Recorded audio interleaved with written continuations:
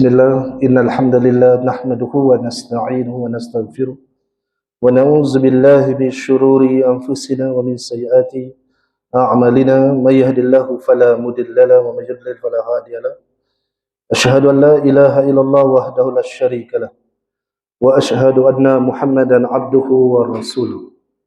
Wa qala Allah fi kitabil karim, a'udzu billahi minasy syaithanir rajim. يا أيها الذين آمنوا اتقوا الله حق تقاته ولا تموتن إلا وأنتم مسلمون. وقال الله يا أيها الناس اتقوا ربكم الذي خلقكم من نفس واحدة وخلق منها زوجها وبث منهما رجالا كثيرا ونساء واتقوا الله الذي تساءلون به والأرحام إن الله كان عليكم رقيبا. وقال الرسول صلى الله عليه وسلم فإن أصدق الحديث كتاب الله وخير الهدي هدي محمد صلى الله عليه وسلم وشر الأمور محدثاتها وكل محدثات بدعة وكل بدعة ضلالة وكل ضلالة في النار. أما بعد.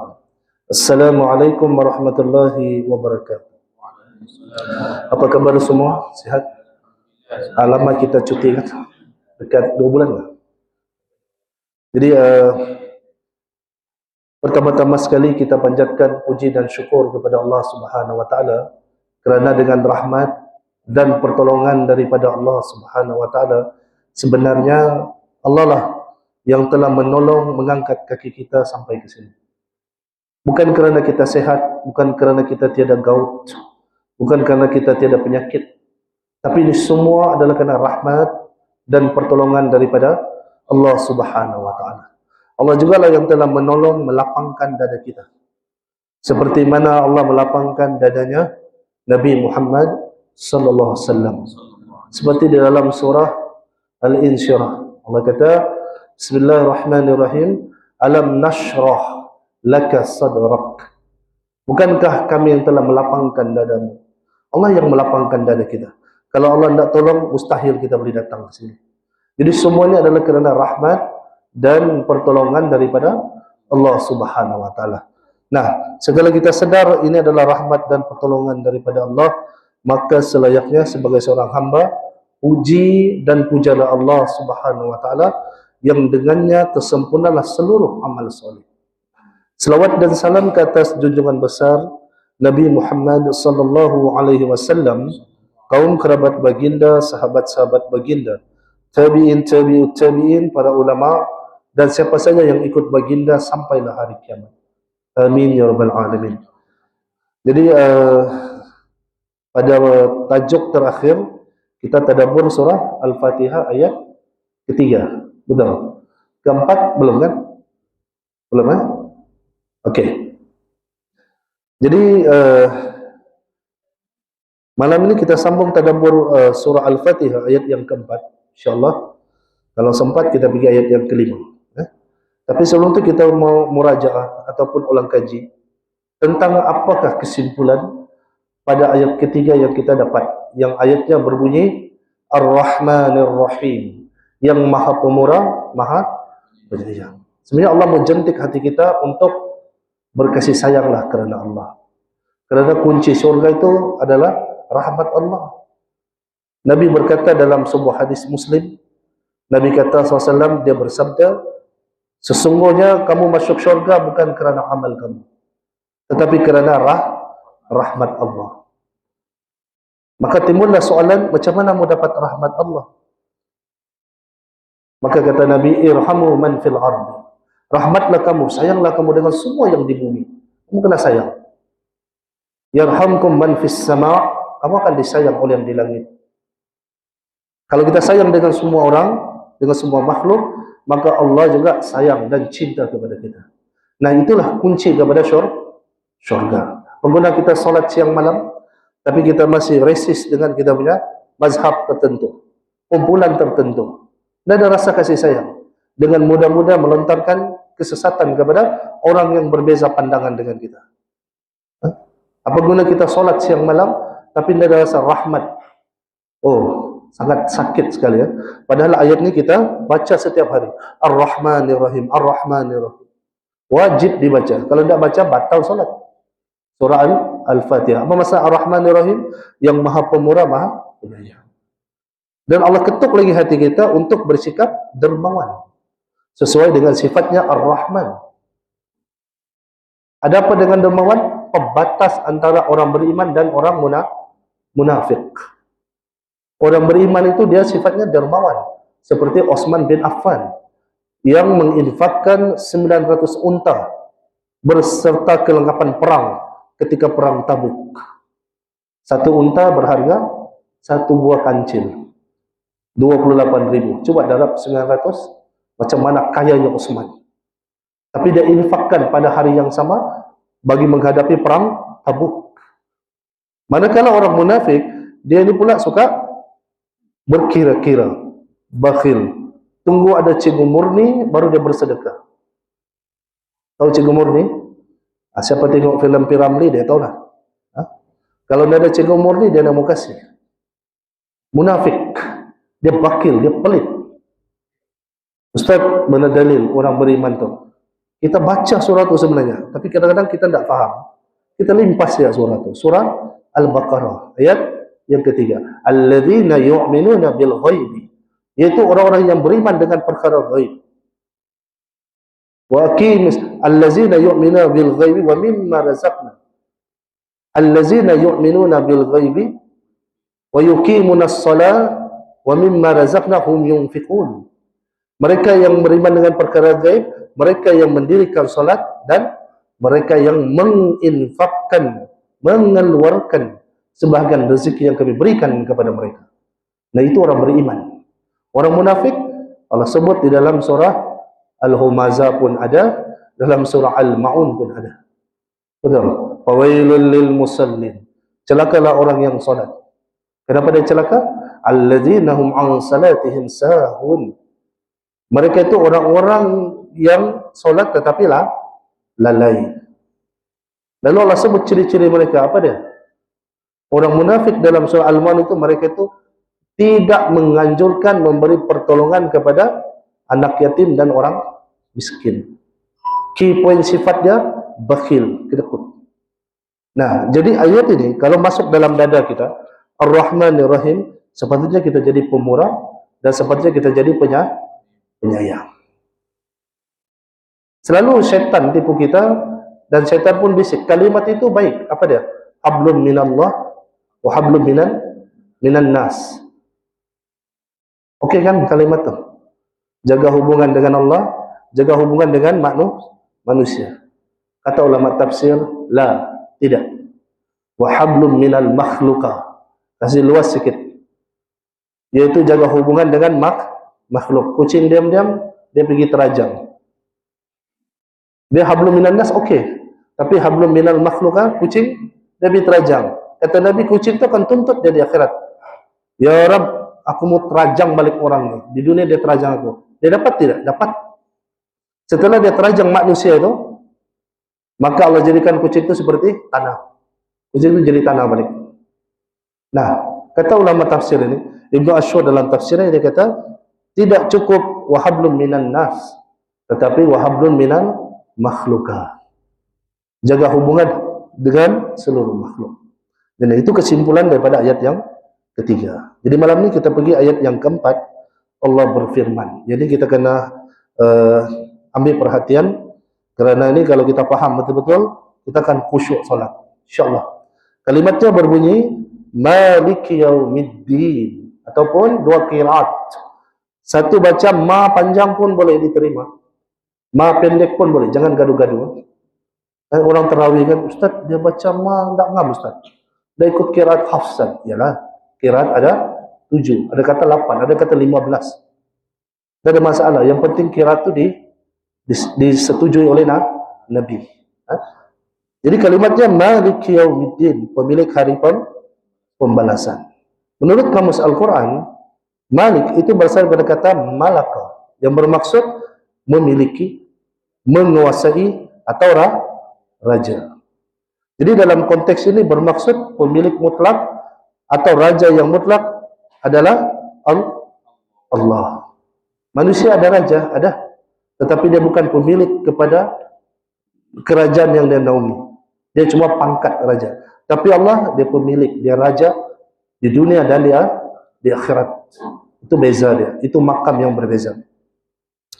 Ada qiraat lain yang membaca Maliki, pemilik, panjang ma dia.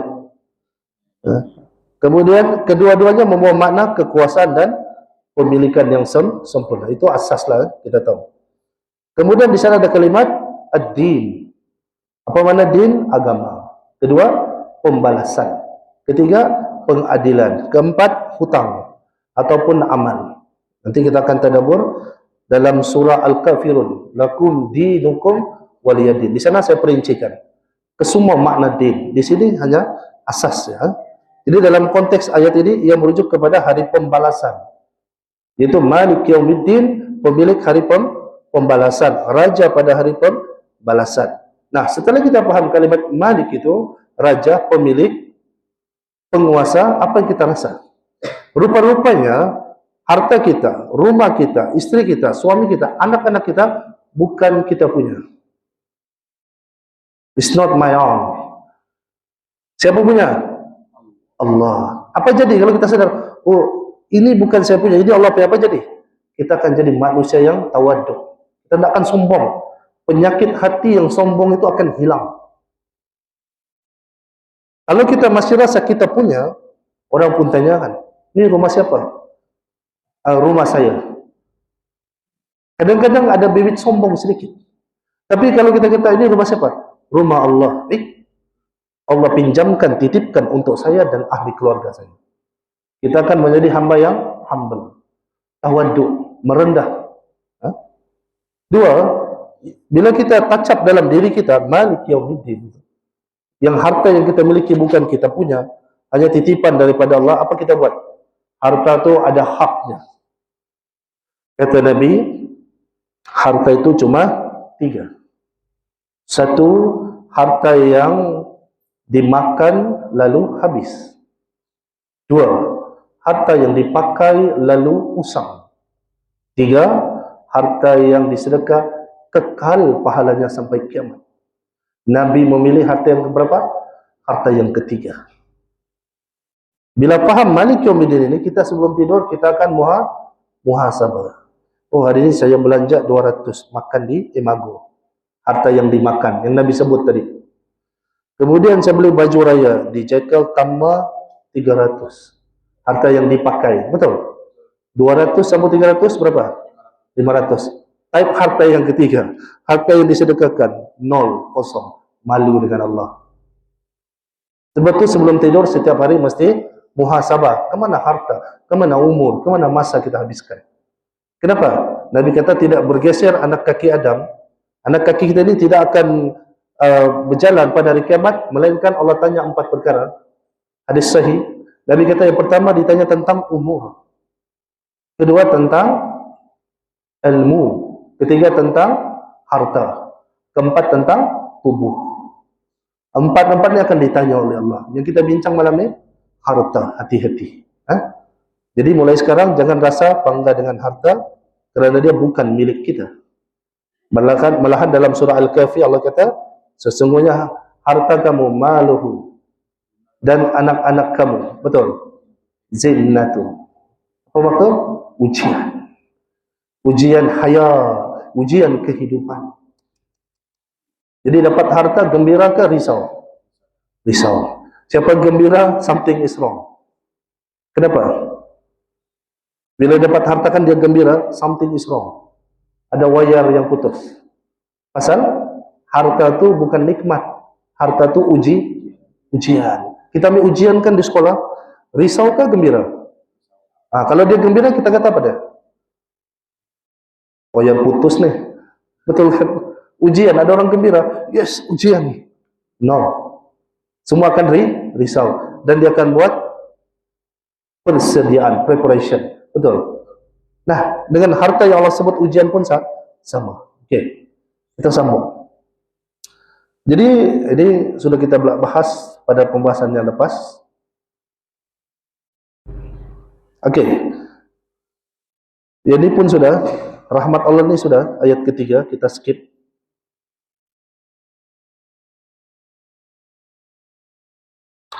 Okey, soalan.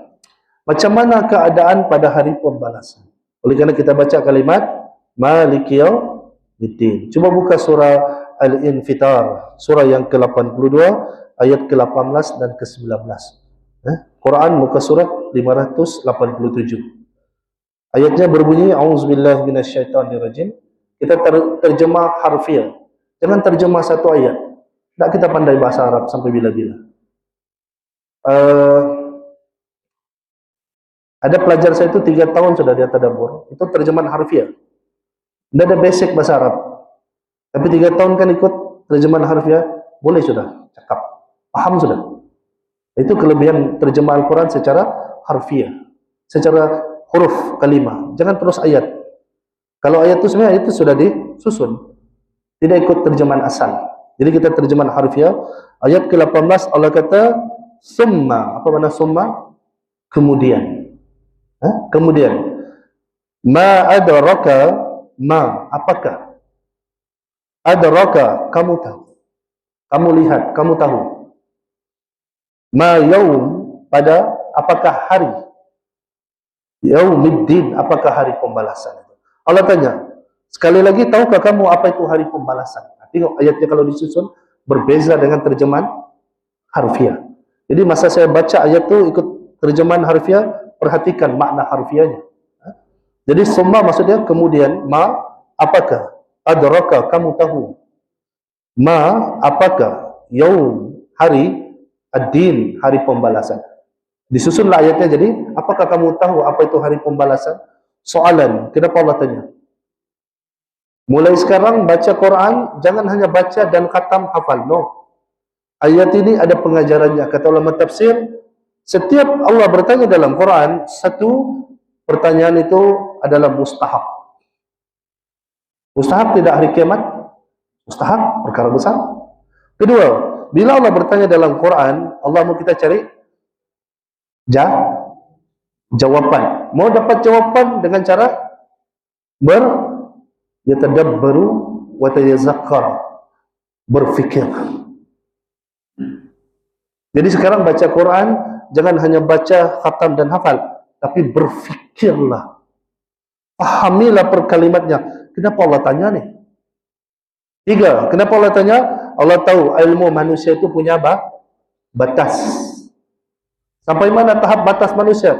Manusia cukup beriman apa yang Allah sampaikan dalam Quran. Jangan pandai-pandai guna akal. Neraka tu kan ada si Goku tu dalam neraka. Dia guna hawa nafsunya. Betul. Neraka buka sudah. Saya mimpi. Guru saya mimpi. Guru saya ni wali. Dia mimpi neraka dibuka sudah. Dia nampak Abu Lahab jauh dibakar. Wah, pandai guna analogi. No. Persoalan di sini Allah bagi tahu ilmu manusia itu ada batas. Hal ghaib tidak boleh guna akal. Hal ghaib mesti rujuk Al-Quran. Apa hal ghaib dalam Quran? Hari kiamat, syurga, neraka, azab kubur, betul. Tentang hakikat nama yang paling tinggi itu, hakikat nama dan sifat Allah. Jangan gunakan. Bahaya. Bila sebut nama dan sifat Allah, beriman apa adanya, selesai. Jangan cuba-cuba guna akal. Ustaz, mustahil. Semua mustahil. Who you are? Siapa kamu mau membantah ayat Allah? Ada manusia begitu. Jadi pertanyaan Allah dalam Quran, tujuan dia untuk supaya manusia itu sedar. Jangan kamu sombong dengan ilmu. Ada manusia sombong dengan ilmunya. Allah begitu, ilmu manusia itu limited. Ada batas. Kata ulama kita, Ahmad Taqiyuddin, dia kata, Syekhul Islam, dia ambil, padahal dia ni Syekhul Islam. Ibnu Hajar Al-Asqalani, ulama besar Asy'ariyah, puji Ibnu Taimiyah Syekhul Islam. Ibnu Taimiyah panggil Ibnu Hajar Al-Asqalani Syekhul Islam juga. Dua ulama ni berkasih sayang, betul. Tiba-tiba di zaman sekarang bergaduh pengikut-pengikutnya. Talbis iblis. Tiada Ar-Rahman, tiada Ar-Rahim dalam hati orang Islam. Saling menyesatkan, betul kan? Siapa belajar sirah ulama, dua ulama ni, satu Asy'ariyah, satu Salafi, berkasih sayang, tak bergaduh. Saling panggil Syekhul Islam. Apa dia kata? Kalau dia ambil ilmu yang kamu panggil aku ni Syekhul Islam, dia ambil setitis pun, dicampak ke laut yang luas tu, tak sampai setitis ilmu saya ni. Saking luasnya ilmu Allah. Kata Ibnu Hajar Al-Asqalani dalam kitabnya Fathul Bari, dia syarah Sahih Bukhari, dia kata ilmu Allah tu, kalau dia ambil laut ini, dibikin ink, dah kuat. Untuk tulis Asmaul Husna, masih tak cukup. Menunjukkan apa? Maha alimnya Allah, maha mengetahui, maha mengilmui, dengan pengetahuan yang sangat halus. Al-Khabir. Jadi soalan ini tujuan dia supaya kita berfikir. Dan supaya kita jangan jadi sombong. Maka Allah bagi jawapan. Pada ayat ke-19, Allah kata, masih cerita Yaumiddin. Allah kata, Yauma, pada hari. La, tidak. Jadi kalau dipanggil makan, tam. La. Sudah ada jawapan. Okey. Kemudian la, tidak. Ataupun tidaklah. Kemudian Allah kata, tamliku, tidaklah menguasai nafsun, seseorang. Li nafsin, bagi seseorang, syai'an, sedikit pun. Wal amru, dan urusan. Yaumiddin, pada hari itu adalah lillah, milik Allah. Jadi disusun ayatnya, yaitu pada hari ketiga, seseorang tidak berdaya sedikit pun untuk menolong orang lain. Siapa tu? Kita tidak ada kudrat untuk tolong orang lain. Hari bila tu? Yaumiddin, yang kita baca tadi dalam solat kita. Dan segala urusan pada hari itu adalah di bawah kekuasaan Allah. Mengerikan tidak suasana pada hari itu? Mengerikan. Nah, rasailah kenegerian ini, dibawalah di dalam solat. Kita pun solatkan. Allahu Akbar. Jangan panjang A-nya, nanti lain maknanya. Allahu Akbar, Allah Maha Besar. Tiba-tiba mau berlagu sangatkan, Allahu Akbar. Sedap didengar. Tapi maknanya apa? Adakah Allah Maha Besar? A tu tak boleh panjang. Kalau panjang dia jadi sa'al, jadi soalan. Istifham dalam bahasa Arab. Jadi jangan kasih panjang. Allah, di sini okeylah. Tempat lain ada solat begitu. Allahu Akbar. Apa maksud dia? Adakah Tuhan itu Maha Besar? Sebut betul-betul. Allahu Akbar. Allah Maha Besar. Tengok. Nah, jadi kita bawa pemahaman ini di dalam solat. Apa jadi? Ketika kita baca Maliki Yaumiddin, Masya Allah, aku tak boleh main-main. Aku sedang berdiri di hadapan pemilik hari pembalasan. Don't play-play, kata Puan Cukang. Kan? Ada orang tak serius kan? Allahu Akbar. Manusia dengar sedap. Menangis dia. Maliki Yaumiddin. Tapi dalam hatinya, Jamal Salim. Betul kan? Dunia masih dalam hatinya. Engkau sedang berbohong. Betul. Kenapa dia boleh begitu? Allahu Akbar, jemuran belum kering. Masak gulai belum masak, sekejap lagi suami pulang. Betul. Yang pelajar pula, Allahu Akbar, betulkah saya jawab tadi itu exam? Dunia masuk dalam solat. Kenapa boleh jadi begitu? Kerana kau tak takut Malik Yaumiddin sedang memerhatikanmu. Kalau itu dibawa masuk dalam solat, hati dia tidak berkutik, takut dia main-main, takut dia bawa dunia yang penuh ujian ini, yang penuh hina ini. Kenapa saya panggil hina? Kita pergi sirah sekejap, baru kita sambung yang ini. Satu hari Nabi pergi pasar, Nabi jumpa bangkai kambing. Nabi jual bangkai kambing itu dengan sahabat. Belilah 1 dirham je. Ada yang mau beli? Ada sahabat yang beli. Kenapa sahabat yang mau beli? Asal bangkai. Apa ciri-ciri bangkai? Busuk dan bau. Bau busuk lah. Betul. Dan tiada nilai. Dan tak boleh dimakan. Haram. Betul. Apa kata Nabi? Tahukah kamu, dunia lebih hina daripada bangkai kambing ini yang manusia bawa dalam solat. Kenapa? Tidak ada dalam hatinya Malik Yaumiddin. Jadi kita tadabbur ayat malam ini supaya bila kita solat kita takut dan kita jadi khusyuk. Jadi tadabbur di kelebihan dia adalah membantu manusia untuk lebih khusyuk. Bukankah itu rahmat daripada Allah? Yes. Walaupun berbicara tentang hari yang ngeri, hari yang menakutkan, tapi supaya manusia itu khusyuk. Kalau tidak khusyuk apa jadi? Fawailul lil musallin. Celakalah orang yang solat. Dijamin neraka orang yang solat tidak khusyuk, dijamin.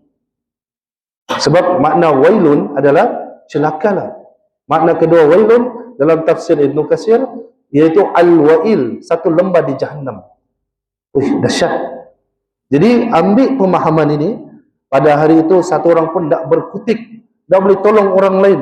Hari yang menakutkan, kita akan dihisap. Saya tambah satu hadis, setiap pada kita ini akan dibacakan 99 buku catatan amal.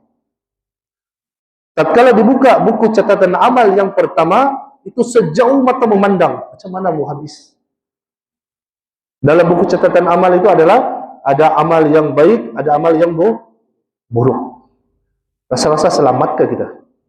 Masa bila ni? Malik yaumiddin. Yaumiddin, pada hari pembalasan.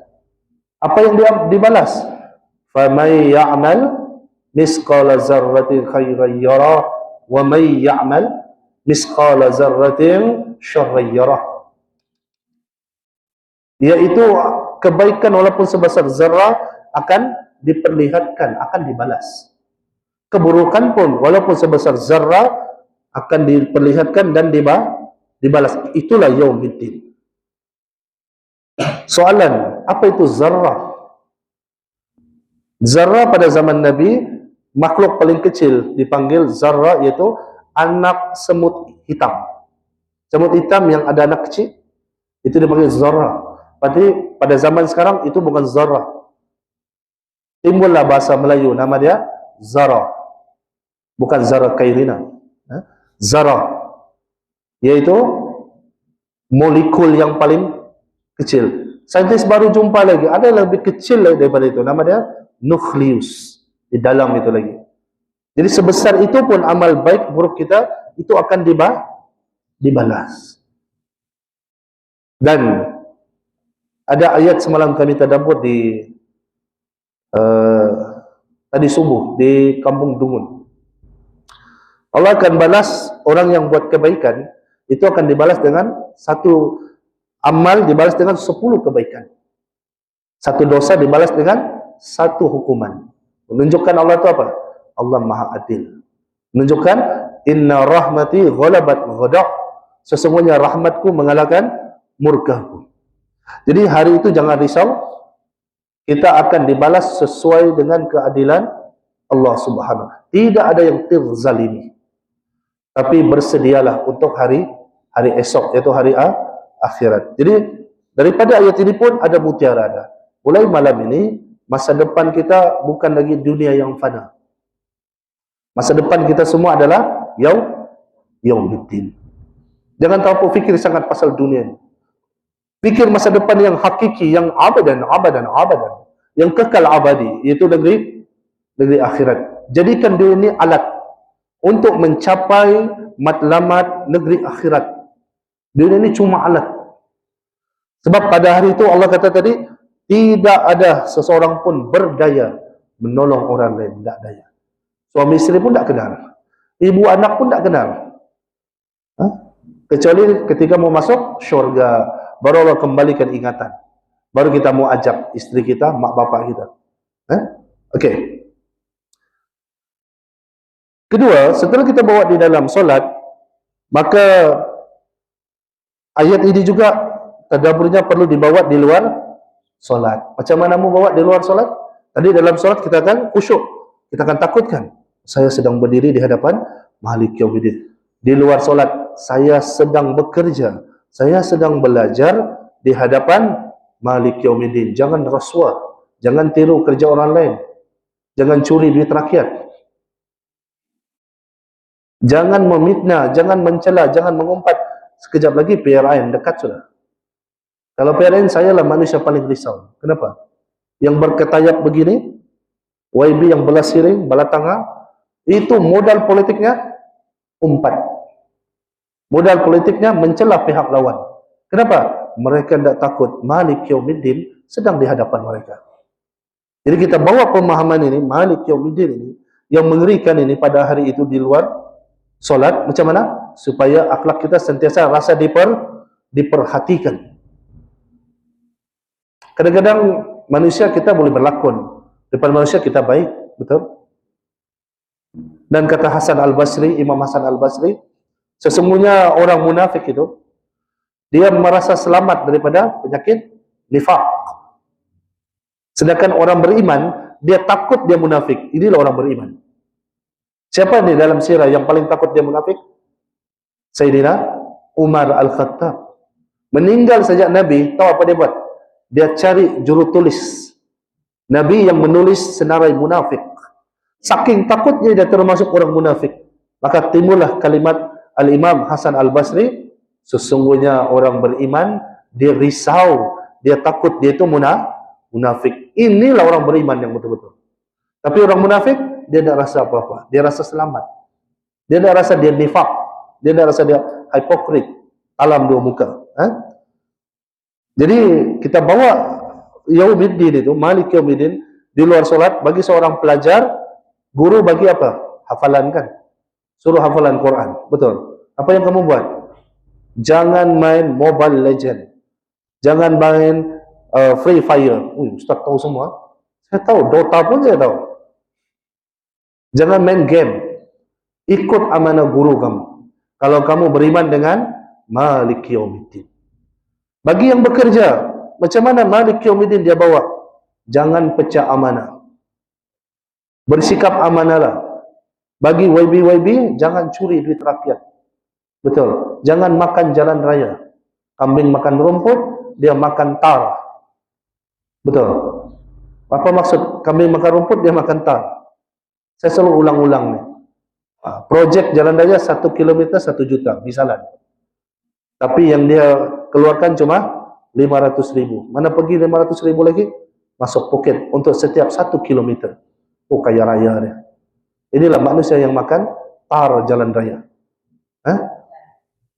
Paham sudah? Oh, pick up lambat sikit. Okey. Kemudian, macam mana membawa pemahaman Malik Yaumiddin di luar solat? Bagi seorang guru, bagi seorang pekerja kekitangan kerajaan, jangan hasut pelajar, jangan hasut staf, mencela pemimpin. Haram. Allah kata apa? Taati Allah, taati Rasul, wal ulul amri minkum. Taatlah kamu kepada Allah, taatlah kepada Rasul dan pemimpin di kalangan kamu. Dan bukan akhlak Islam menggulingkan pemerintah, bukan. Apa Allah perintah kepada Musa dan Harun? Ya Musa, kau bawa saudaramu Harun bertemu Firaun, kerana Firaun itu telah melampaui batas. Berkatalah dengan lemah lembut. Sekarang mana teruk? Anwar kah Firaun? Firaun kan? Tapi orang sampai bakar gambar TYT, kenapa? Itu bukti orang Islam, dia baca Quran tapi dia tidak faham. Sebelum bakar apa dia buat tuh? Solat di jalan. Solat dulu. Oh, nampak macam baik. Tiba-tiba bakar toko ataupun gambar pemimpin. Bukan akhlak Islam. Minta maaf cakap. Islam ni lembut, hikmah. Tegur pemimpin macam anak angkat Nabi. Dia tegur Utsman bin Affan. Orang tak puas hati. Dia kata dengan para sahabat tanya, kenapa kau nak tegur Khalifah Utsman? Apa kata anak angkat Nabi? Perlukah aku tegur, bagi tahu kamu, aku telah tegur pemimpin di khalayak kamu? Perlukah aku aibkan pemimpin? Bukankah Nabi mewasiatkan menegur pemimpin secara tertutup? Ada dia punya laluan. Bukan diaibkan. Bukan saya bela pemimpin, tapi saya mau bagi tahu, itulah prinsip asas dalam yang Allah bina dalam Al-Quran untuk kita. Jadi sebagai orang Islam, wajiblah ikut cara Al-Quran. Jangan ikut hawa nafsu. Dan terakhir, macam mana membawa Malik Yaumiddin di dalam rumah tangga. Banyak aspek, tapi 3 aspek saya pilih, cukup. Sebab masa tidak cukup. Jadi dalam rumah tangga, seorang suami, kalau dia beriman dengan Malik Yaumiddin, dia akan didik anak dan istrinya. Seorang istri dia akan taat perintah suaminya. Seorang anak akan taat, dia tidak akan derhaka dengan bapa-bapaknya. Kenapa? Malik yaumiddin, Ustaz. Hari yang sangat menakutkan, yaumiddin. Dan kami sedang diperhatikan. Akhirnya daripada individu, keluarga, masyarakat, dan satu negara ini akan lahirlah manusia yang amanah.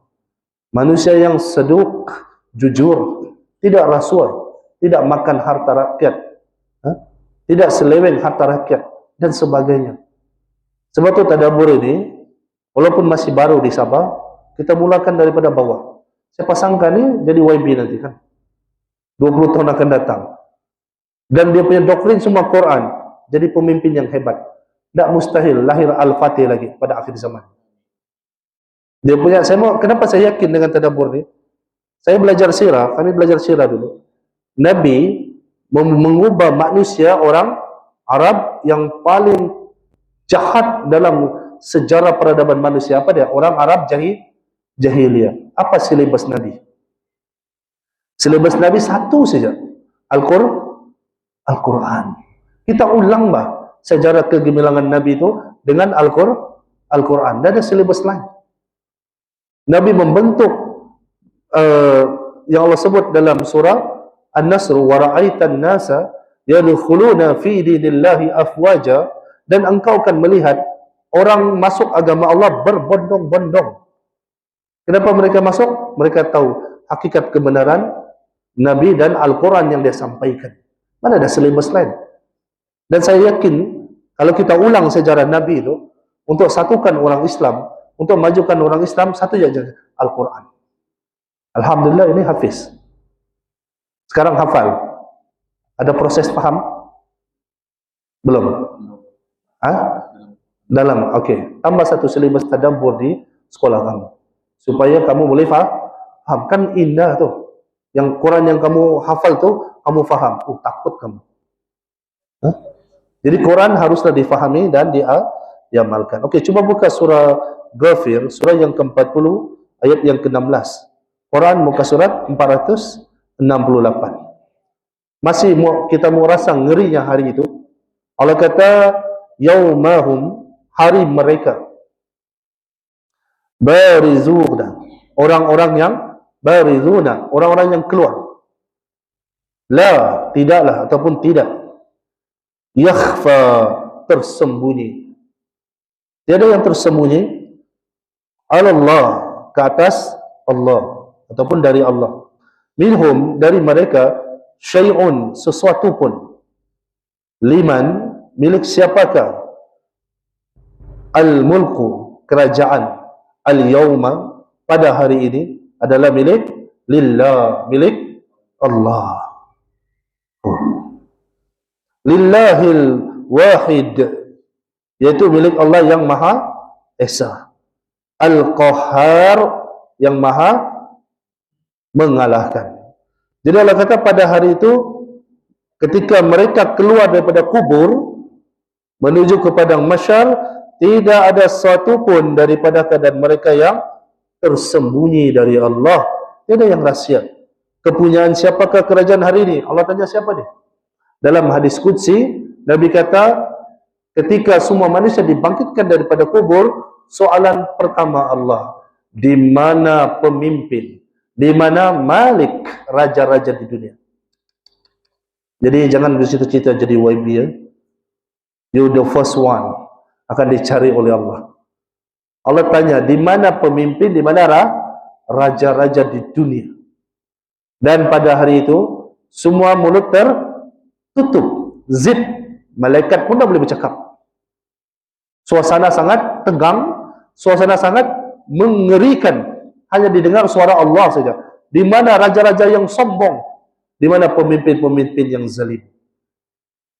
Jadi mau jadi pemimpin, fikir 2-3 kali.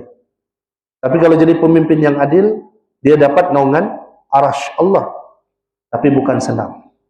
Godaan dunia ini sangat kuat. Banyak yang tergelincir. Kata Imam Al-Ghazali dalam kitab Ihya Ulumuddin dan Ibn Qayyim dalam kitab Ighatsatul Lahfan, itu banyak manusia tergelincir. Tergelincir ke dalam tipu daya dunia. Siapa yang pasang tadlis, perangkap tadlis iblis. Perangkap iblis, hati-hati. Jadi Allah kasih takut kita lagi, pada hari itu tidak ada yang tersembunyi. Dalam diri kita apa yang selalu bersembunyi, yang manusia tidak nampak? Apa dia? Ini nampak, apa yang tidak nampak? Kata-kata dalam hati. Pada hari itu terungkai. Transparent, jelas, diperlihatkan semuanya. Tiada rahsia antara engkau dan aku. Kan? Tapi kita salah guna ayat itu kan. Kita guna sama siapa? My BFF forever and ever. Tidak ada rahsia ya antara engkau dan aku. Kita best friend, bah. Betul. Tapi pada hari itu yang tidak ada rahsia adalah Allah. Mengerikan. Bahkan pada hari itu, saya tambah sikit, itu ada 3 golongan. Di surah Al-Qiyamah. 1 golongan kanan, 1 golongan kiri, 1 lagi para nabi yang awal. Kita pergi golongan pertama, ada orang diberi buku amal dengan tangan kanannya. Menunjukkan dia orang yang baik dan ahli syurga. Ada orang dapat buku catatan amal daripada tangan kiri. Menunjukkan dia orang jahat dan ahli neraka. Dan ada orang yang mendahului kedua-dua ini. Siapa dia? Para nabi, para anbiya. Sabiquna. Orang yang mendahului. Jadi 2 kelompok masuk syurga, 1 kelompok masuk neraka. Kita tambah sikit lagi, dalam surah Al-Ma'arij, pada Yaumiddin itu, hari pembalasan itu, orang kafir. Orang kafir dan orang yang banyak dosa. Ketika dihisab, mau dimasukkan ke neraka, ops, dia berdialog dengan Allah. No, Allah no. Jangan masukkan aku ke neraka. 1, dia minta apa? Masukkan anak dan istriku. Tengok sifat orang kafir. Dia sanggup guna anak istrinya dimasukkan ke neraka untuk menebus kesalahannya. Dia dapat tidak? No, tidak dapat. Dia tawar yang kedua, masukkan ahli keluargaku yang bela aku di dunia. Dapat tidak? Tidak dapat juga. Ketiga, masukkan teman-temanku. Tidak dapat. Akhir sekali dia minta apa? Masukkan seluruh manusia di muka bumi untuk bela dia. Who you are? Siapa kau mau minta? Jadi pada hari itu tidak ada kemaafan bagi mereka yang kafir, bagi mereka yang kembali dengan penuh noda dan dosa. La haula wala quwata. Jadi saya mengajak diri saya dan kita semua, takutlah pada hari itu. Jangan sudah sampai baru menyesal. Dalam Quran banyak kisah-kisah orang yang menyesal. Antara permintaan mereka, dialog antara penghuni syurga dengan penghuni neraka. Apa kata penghuni syurga? Ma salakakum fis saqar? Apa yang menyebabkan kamu masuk neraka syaqar? Apa jawab penghuni neraka? Qalu, mereka berkata, kami dulu bukan termasuk orang yang solat, kemudian tidak memberi zakat, ataupun tidak bersedekah, ataupun memberi makan orang miskin. Apa kaitannya? Dalam ayat ini Allah kata, mereka menyesal dan mereka meminta, ya Rabb, tengok, sudah habis ujian di dunia ini, sudah di alam mahsyar, hidupkan kami kembali ke dunia. Kami mau apa? Kami mau salat, kami mau bersedekah. It's too late to apologize. Sudah terlambat untuk meminta maaf. Orang mati saja, pelik manusia kan? Orang mati itu ada, kalau kita baca Quran itu kan, ada cita-cita mau hidup balik. Betul? Semata-mata untuk solat dan sedekah. Orang hidup dan ada cita-cita. Rugi kita. Pelik bin ajaib. Jadi ayat pada malam ini berbicara tentang hari kiamat. Takutlah pada hari itu. Jangan sesal hari di kemudian. Jangan menyesal di kemudian hari. Apa kata pepatah Melayu? Jangan terhantuk, sudah ternada baru sedar. Kan? Betul ke tuh? Sudah terhantuk baru ternada. Begitu, sudah terhantuk baru ternada. Jangan kerana nilai setitik rosak susu sebelanga. Kan? Amal kita bagus, kita baik dengan orang sudah. Tapi satu je problem kita tidak solat. Rosak amalan yang banyak tu. Kalau kita tidak solat, amalan kita seperti susu sebelanga tu rosak kerana nilai setitik. Hah? Kerana kita tidak solat subuh. Susah kan solat subuh? Susah. Mesti koma susah. Melainkan dapat hidayah dan taufik daripada Allah. Jadi mintalah kepada Allah. Jangan minta sama alam. Kita berharap dengan alam, kita pasang. Tidak akan bangun kau. Rohmu tidak akan masuk kerana alam. Yang pegang roh kita itu minta sama Allah, ya Rabb, bangunkan aku 20 menit sebelum subuh. Ataupun sejam sebelum subuh. Aku mau tahajud. Ini yang hafiz-hafiz ini mesti tahajud setiap malam. Supaya hafalan menjadi kuat. Supaya hafalan kamu jadi jenius. Tahukah sahabat Nabi itu semua jenius. Salman Al-Farisi, orang apa dia? Parsi. Dia boleh kuasai bahasa Arab 3 days, 3 hari saja. Semua sahabat belajar bahasa Parsi pula 3 hari saja kalau kita belajar sirah. Kenapa? Mereka itu ahli tahajud. Tepuk dada, tanya badan. Tanya iman kita. Sudah tahajud? Belum? Tahajudlah. Supaya menjadi apa? Hamdan syakuran. Hamba yang bersyukur. Okey. Kita tambah satu hadis lagi. Dari Abu Hurairah radhiyallahu anhu, Rasulullah SAW bersabda, pada hari kiamat Allah menggenggam bumi dan melipat langit dengan tangan kanannya. Kemudian dia berfirman, akulah raja.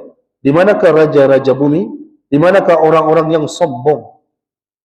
Allah kata akulah raja, di manakah raja-raja bumi dan di manakah orang-orang yang sombong? Hadis riwayat muttafaqun alaih, Bukhari Muslim. Imam Tabari dalam Jami' Al-Bayan an ta'wil al-Quran, ini kitab tafsir Imam Tabari, menafsirkan Malik Yaumiddin sebagai Allah adalah raja yang memiliki segala urusan pada hari kiamat dan semua makhluk akan kembali kepadanya untuk dihisab. Dia juga menegaskan bahawa penyebutan hari pembalasan mengisyaratkan adanya keadilan mutlak Allah dalam memberikan balasan kepada setiap hambanya. Sesiapa yang berbuat baik akan dibalas dengan kebaikan, sesiapa yang berbuat buruk akan menerima balasan yang setimpal. Apa pengajaran ayat pada malam ini? Itu ayat yang keempat. Merenungkan bahawa Allah SWT adalah Raja Mutlak pada hari pembalasan. Ini bermakna segala sesuatu akan dihisab dan tiada siapa yang dapat lari daripada pertanggungjawaban. Pertanggungjawaban apa ni? Yang empat tadi Nabi beritahu. Satu, umur. Kedua, ilmu. Ketiga, harta. Keempat, tubuh badan. Semua ni akan dihisab oleh Allah. Buka rak kan, banyak pakaian, dihisab tuh. Rak baju, penuh baju semua. JC, Manchester United, Arsenal, Juventus, Barcelona, semua ada. Tapi tidak dipakai, awas, Allah akan hisab. Simpan jejak pakaian yang dipakai. Yang tidak dipakai, kasih orang. Begitu juga kasut, selipar, serban. Daripada tidak pakai kan, bagus kasih kawan-kawan. Itu semua akan dihisab. Setiap inci pakaian kita akan dihisab oleh Allah. Setiap yang Allah titipkan kepada kita, itu akan dihisab oleh Allah SWT. Pada hari inilah Yaumiddin. Jadi sekali lagi saya mengajak diri saya dan kita semua, setiap hari sebelum tidur kita muhasabah berapa banyak harta yang kita gunakan untuk makan, untuk beli barang, dan berapa banyak untuk kita sedekahkan. Tepuk dada, tanyalah iman. Segala kekuasaan di bumi adalah sementara dan kekuasaan hakiki hanyalah milik Allah Subhanahu wa taala. Merenungkan ini adalah menemukan rasa diri itu rendah, tawaduk, dan kesedaran akan kelemahan diri di hadapan Allah Subhanahu wa taala. Ada orang solatkan. Dia solat, tetapi kenapa dia sombong? Apa makna sombong? Definisi yang paling jelas kata ulama, sombong itu adalah engkau menolak kebenaran dan merendahkan orang lain. Betul? Menolak kebenaran dan merendahkan orang lain. Kita pun solat, tapi kenapa kita jadi sombong? Kenapa kita boleh merendahkan orang lain? Kenapa kita menolak kebenaran? Kenapa? Pasal kita tidak faham bait-bait kalimat yang kita baca di dalam solat. Sama ada zikir-zikir dalam solat ataupun surah yang dibaca. Nah, ini kita muhasabah kepada imam-imam kita. Kalau kita jadi imam, bacalah surah yang kita faham. Bukan surah yang panjang supaya kita dipuji sebagai penghafal Al-Quran. Saya bawakan hadis qudsi. Kata Nabi, 3 orang yang pertama masuk neraka. Satu, ahli qurrah, ahli Al-Quran. Allah tanya dia. Allah tanya dia, kemana kau habiskan ilmu? Dia kata apa? Aku belajar Quran dan aku mengajarkannya. Dan aku membacanya. Kerana engkau, ya Rabb, apa jawab Allah? Kau dusta. Kau belajar Quran supaya kau dipanggil alim. Kau baca Quran supaya kau dipanggil qari. Itu telah kau dapatkan di dunia, tidak di sini. Diambil dia, kata Nabi, inilah orang pertama yang masuk neraka. Bukan Firaun, bukan Hamman, bukan Qarun, bukan Abu Lahab, Abu Jahal. Bukan. Orang Islam yang beribadah bukan kerana Allah. Kedua, orang pertama yang masuk syurga juga adalah orang yang berjihad fi sabilillah. Dia gempur musuh tu bukan kerana Allah, supaya dia dipuji pahlawan, supaya dia dipuji pemberani. Maksudnya mati dalam minta puji. Jangan minta puji. Ada adab. Jumpa kawan kan, jangan puji dia depan-depan, nanti mengembang dia macam kue donat. Jadi sombong tu dia lama-lama. Apa petua Nabi? Kalau kamu dengar manusia memuji di hadapan kamu, ambil pasir, campak ke mukanya. Maksudnya, hentikan pujianmu, aku tak perlu, I don't want. Nanti manusia itu jadi riak. Kalau mau puji sahabat kamu, puji di belakang dia. Tapi manusia akhir zaman, dia terbalik. Betul? Di depan dia puji, di belakang dia keji. Wailul likulli humazatil lumazah. Celakalah para pengumpat dan para pencela. Depan, kau lah paling, dalam tahfiz ni kau paling semboi, paling hafal, Masya Allah. Tapi di belakang, Allah si Roslan tu, dicela kakiku je bawah hafalan dia. Contohlah. Begitu ya di tempat kerja kan. Kita seorang guru kan. Kita puji kawan kita guru juga. Saya rasa kamulah guru yang paling dedikasi, motivasi, inovasi. Semua sisi belakang dia kan. Tapi di belakang, pelajar dia cakap, Cikgu Roslan tu tidak boleh pakai tu. Itu yang bahaya. Kan? Kenapa tu boleh jadi begitu? Pasal mereka, Nabi ajar, mereka berkata memuji bukan kerana Allah. Kalau kau puji kawan kau kerana Allah, kau takut dia jadi riak, kau jadi sombong, kau puji dia di belakang. Jangan di depan-depan. Dan kau tidak sama sekali mengkejinya di belakang. Anda tanya saya, Ustaz, kenapa tak boleh cakap orang di belakang-belakang? Kenapa tak boleh keji dia? Melainkan kesalahan jenayah yang dia buat, itu dibenarkan. Atau kesalahan agama yang dia buat, itu dibenarkan. Supaya kita ambil pengajaran. Tapi kalau hal peribadi, tidak boleh. Turunlah surah Al-Hujurat, ayat yang ke-10. Saya ringkaskan surah ayat itu, masa kita tidak banyak. Allah kata apa? Satu, jangan bersangka buruk. Sebagian sangka buruk itu Allah kata dosa. Kenapa Allah tidak kata kullu? Allah guna sebahagian. Kullu itu kan semua, setiap. Tapi Allah kata sebahagian. Kenapa? Ada sebahagian lagi sangka buruk, tidak dosa. Yang mana? Kalau kamu nampak rumah tu pengedar syabu, kamu pun boleh sangka buruk. Oh, patutlah dia tidak solat, dia ni pengedar syabu ni. Itu boleh disangka buruk. Ada bukti dia mengedar syabu. Tapi yang sangka buruk yang tidak boleh, kenapa dia tidak solat? Laga orang kita cakap. Sangka buruk bukan alang-alang. Mungkin dia makan benda haram ni, tak pandai solat subuh. Mana kau tahu dia solat di rumah dengan anak isteri dia? How dare you cakap sesama Islam? Lalu Allah kata apa? La tajassasu. Jangan mengintai-intai cari salah orang lain. Kemudian Allah kata, sukakah kamu makan daging mayat saudara kamu? Masa di akhirat, kata Ibnu Katsir, ada orang ni Allah perjalankan dia, lalu makan daging mayat saudaranya. Hatinya kata apa? Nehi babuji, I don't want it. Saya tidak mau makan. Saya mau makan mayat, betul. Tapi kata ulama ni, kaki tangannya bergerak. Makanlah mayat orang yang dia zibahi. Jadi jaga lisan. Lisan paling jaga. Jangan umpat, jangan mencela. Okey. Jadi pada hari itu juga berlaku jaza, pembalasan, perbuatan akan dibalas sesuai dengan dosanya. Allah tidak pernah menzalimi. Jadi sebelum hari itu sampai, sama-sama kita renungi ayat pada malam ini.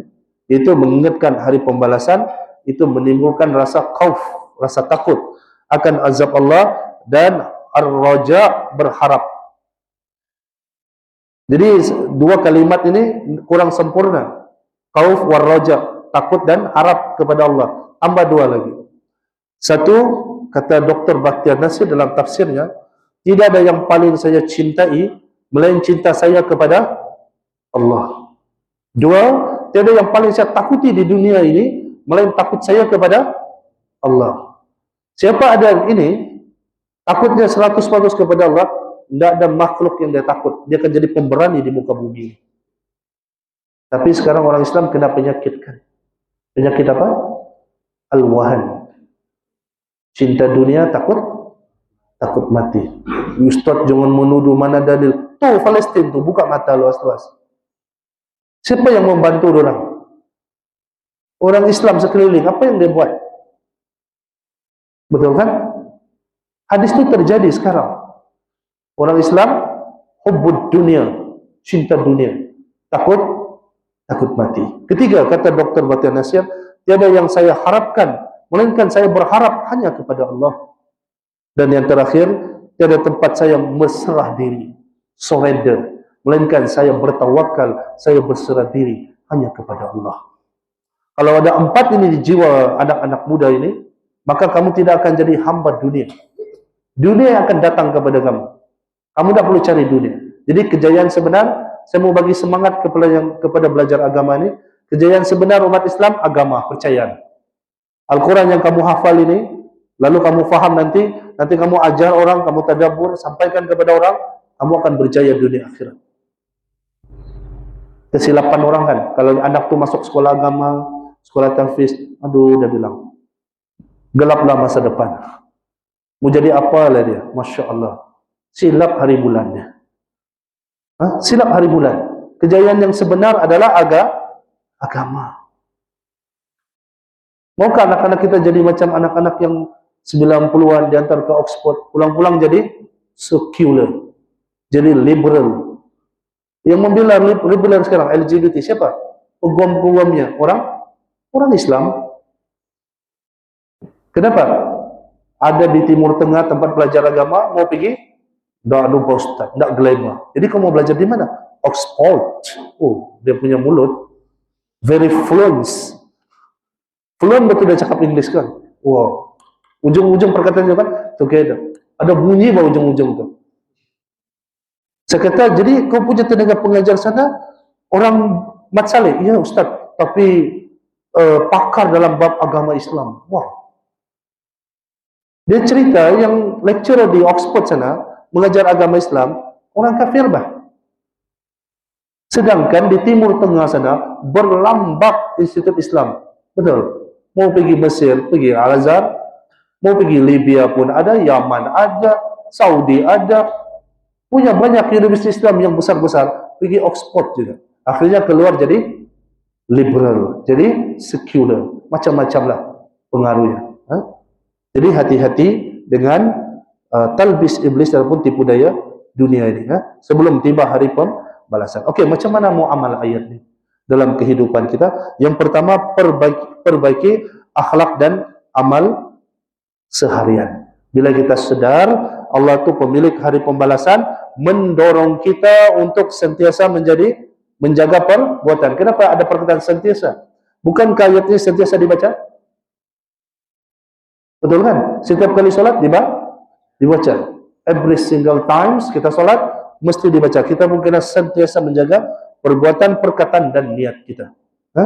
Ini memacu kita untuk melakukan kebaikan, menunaikan kewajiban dan menjauhi kemungkaran, kerana kita tahu setiap perbuatan akan dihitung atau dihisab ataupun dibalas. Dua, tingkatkan rasa tanggungjawab pribadi.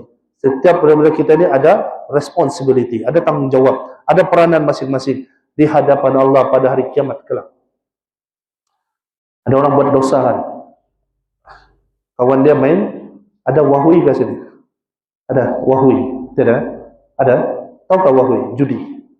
Dia teka-teka nombor, ada haiwan dia kan. Senang 4D lah main nombor. Kawan dia main nombor.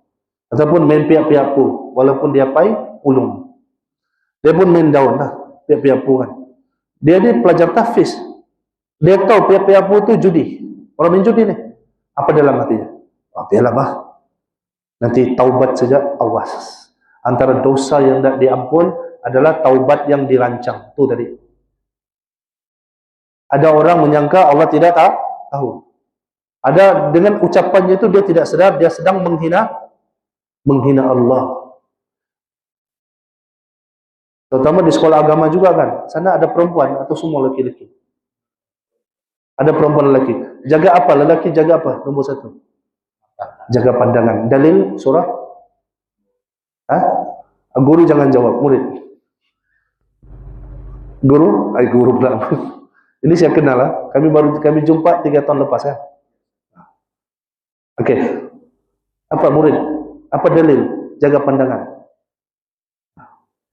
Surah tu kamu hafal tu. Cuba baca surah An-Nur ayat 30 31. Boleh baca? Boleh. Oh malu-malu 30 Allah kata kepada laki-laki yang beriman untuk jaga pandangan. Tundukkan pandangan. Apa jadi? Hati kamu akan bersih.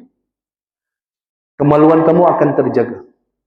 31 perempuan yang beriman jaga pandangan juga. Oleh kerana di tempat kamu belajar ada jantina yang berlawanan jenis, jaga pandangan.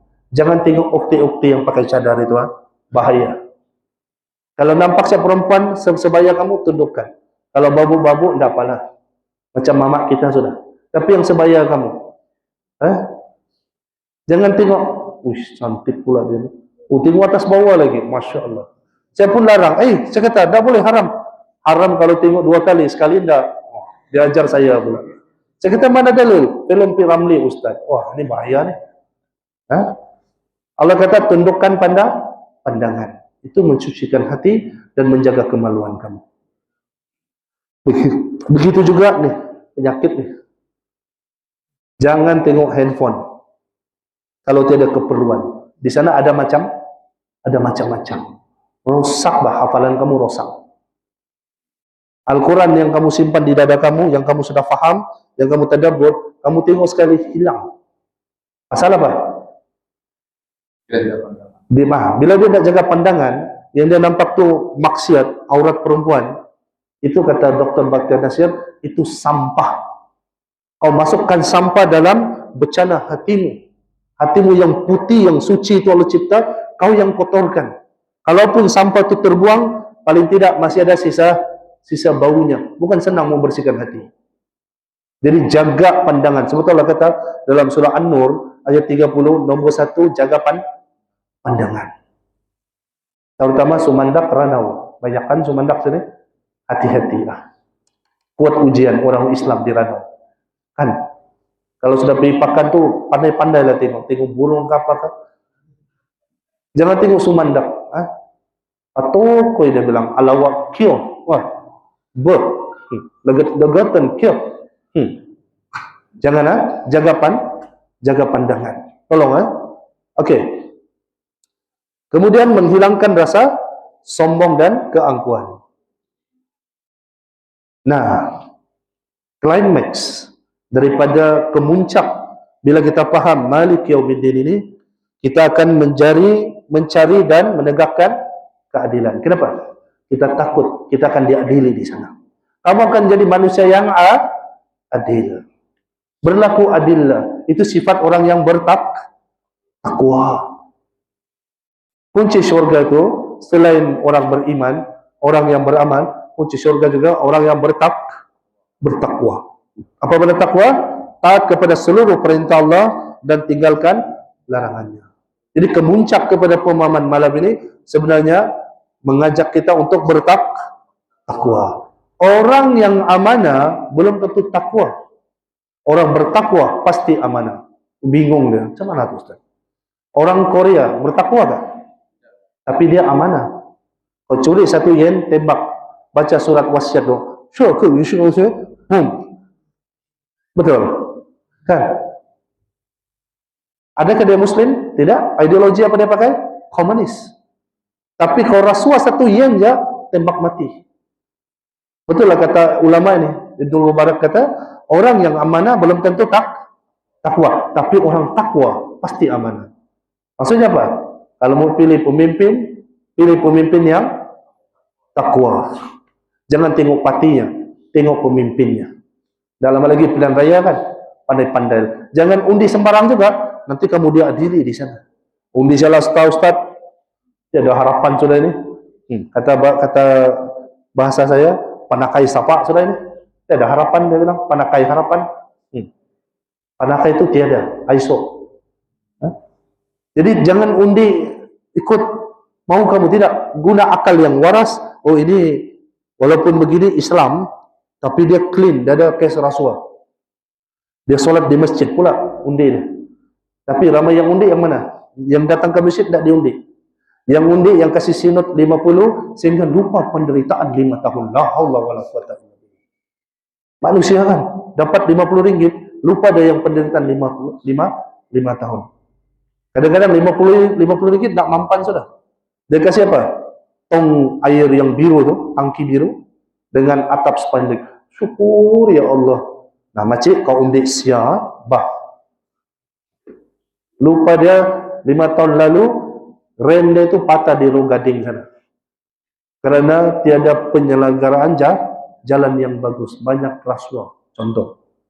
Lupa dia. Jadi pilihlah pemimpin yang bertakwa. Dan sekali lagi, kata Imam Muzanni, anak murid Imam Syafi'i, dalam kitabnya Siasah Syariah, politik Islam, dia kata pemimpin yang baik adalah datang daripada rakyat yang baik. Seperti saya kata tadi, nanti 20 tahun jadi YB dan dia faham Quran, dia jadi pemimpin yang baik. Jadi setelah saya wafat, tolong sambung delegasi ini, buat tadabbur Quran kepada ahli keluarga kamu, kepada jiran tetangga kamu. Kita mau sama-sama gambling di Sabah ni, akan datang lahir pemimpin Quraniyun, bukan pemimpin yang hawa birra'i, ikut hawa nafsu dan ikut logik mereka. Dan terakhir, berdoalah kepada Allah Subhanahu wa taala, ya Rabb, hujamkanlah, masukkanlah ayat ini, surah Al-Fatihah, ayat yang kelima ke dalam dada kami ya Allah, agar kami menjadi orang-orang yang bertakwa, agar kami takut pada hari pembalasan, agar kami tidak dizalimi dan tidak menzalimi orang lain. Ya Allah, sesungguhnya kami takut pada hari itu dibangkitkan dalam keadaan yang menakutkan, dengan suasana yang mengerikan. Ya Allah, tolonglah kami pada hari itu ya Allah. Kami berdiri 50,000 tahun ya Allah. Bantulah kami ya Allah untuk menghadapi yaumiddin. Ya Allah, dan begitu jugalah keturunan kami, lahirlah daripada keturunan kami orang-orang yang taat, yang patuh pada perintahmu dan meninggalkan seluruh larangan. Amin ya rabbal alamin. Okey, ada soalan? Cukup 1 jam. Okey, ada soalan? Ya. Okey.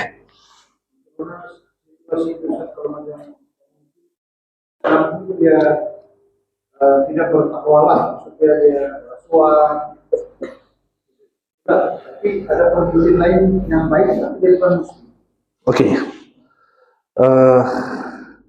Di situ masih contoh.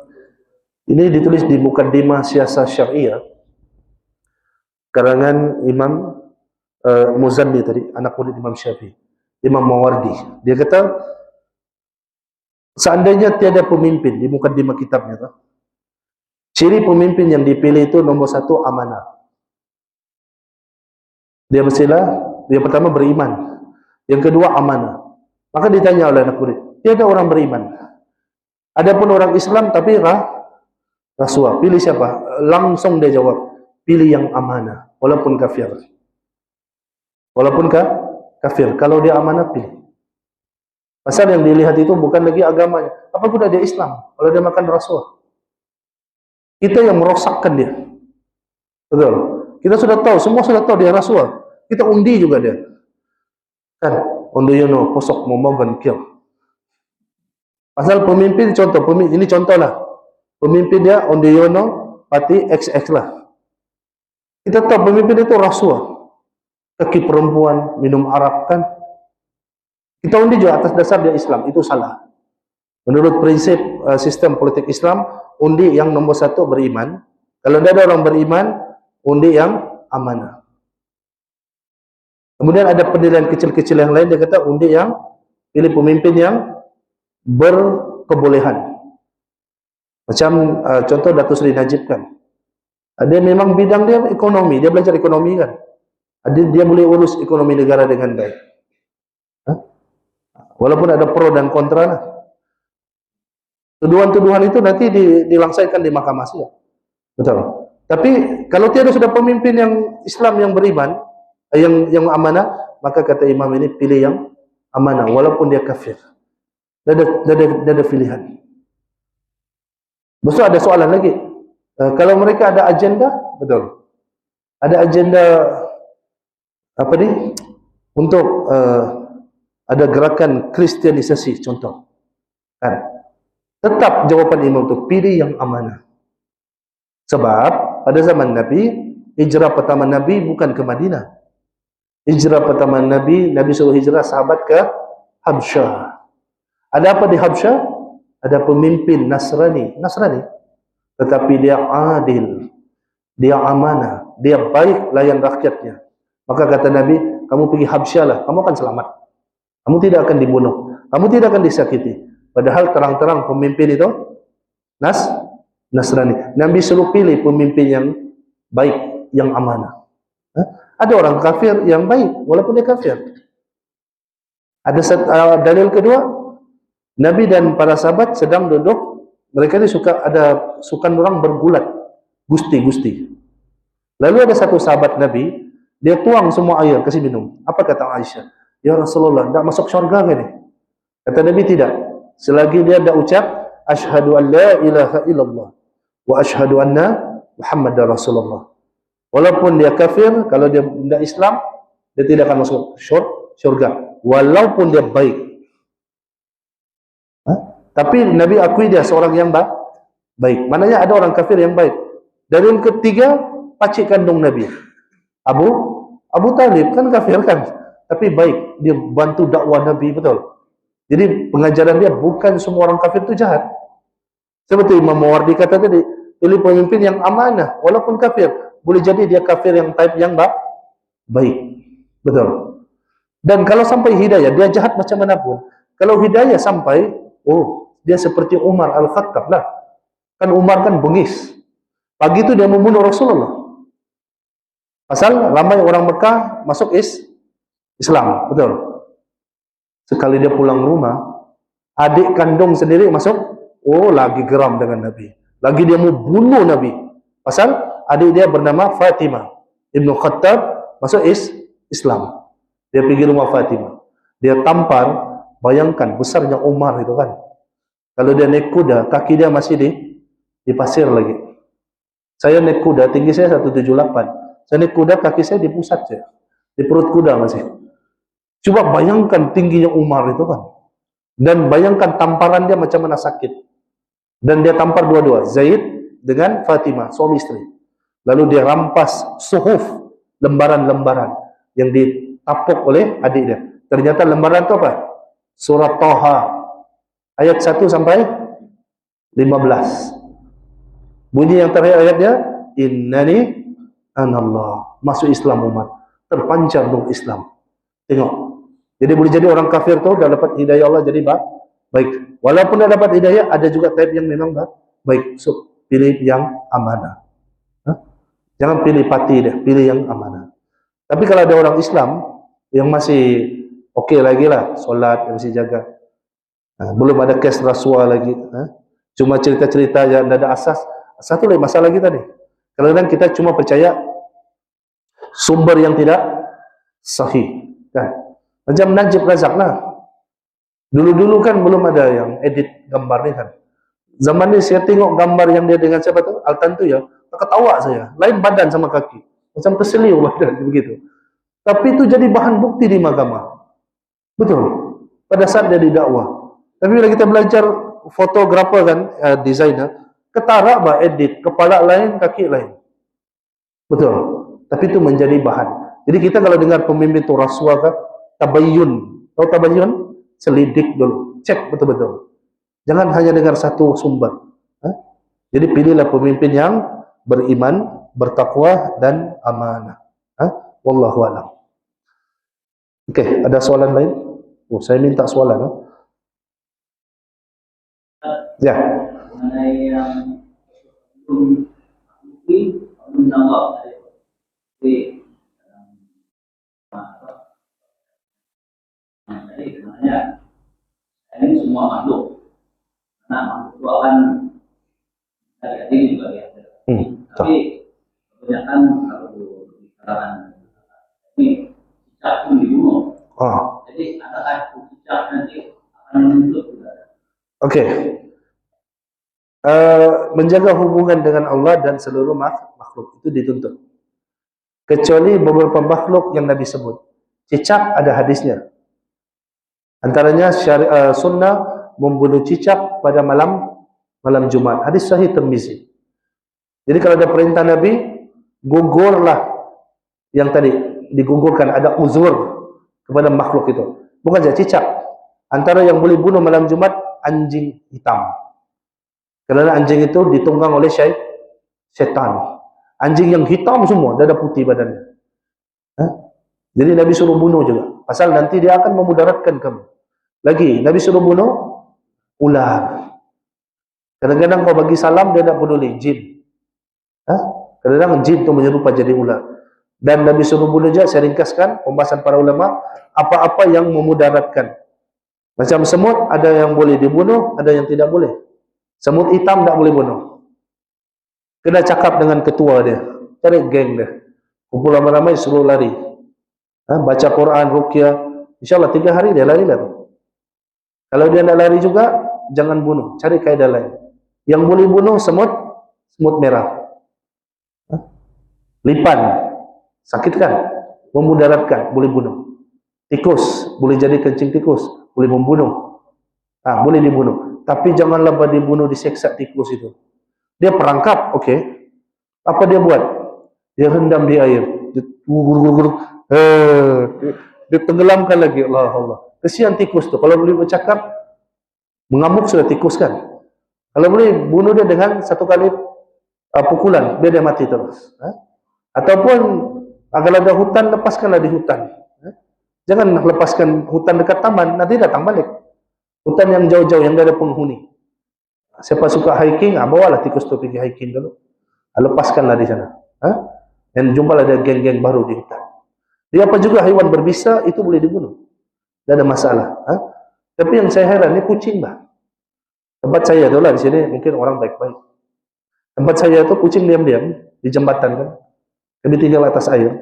Dia pergi tandang tu kucing, tiba-tiba. Meow, kata Syoyin. Tengok di air tu, berenang.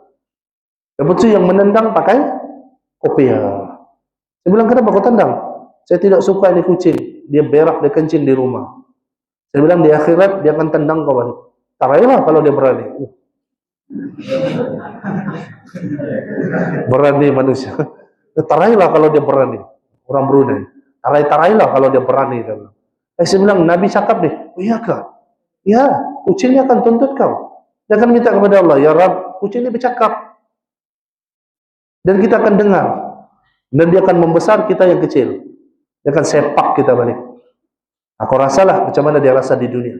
Lalu setelah dia habis, dia punya hasrat, hisapnya, maka dia jadi tanah. Jadi jagalah hubungan dengan, begitu juga anjing. Memang anjing itu haram. Tapi bukan menghalalkan kalau stick tiba-tiba. Member tidur-tidur, pergi di stick. Kan? Ada orang begitu. Di stick anjing. Awas, walaupun anjing, dia akan tuntut. Jadi, mana yang Nabi bagi kebenaran untuk dibunuh, itu tidak termasuk dalam hadis tadi tentang hubungan sesama makhluk. Wallahu a'lam. Okey, clear? Ada soalan lain?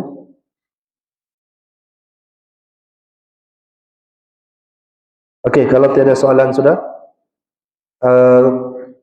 Tersalah, terkurang, saya minta maaf. Itu adalah kelemahan saya. Yang baik dan benar pastinya daripada Allah Subhanahu wa taala. Saya tutup dengan tasbih kifarah. Subhanakallahumma wa bihamdika asyhadu an la ilaha illa anta astaghfiruka wa atubu ilaik. Barakallahu fiikum, jazakumullahu khairan. Assalamualaikum warahmatullahi wabarakatuh.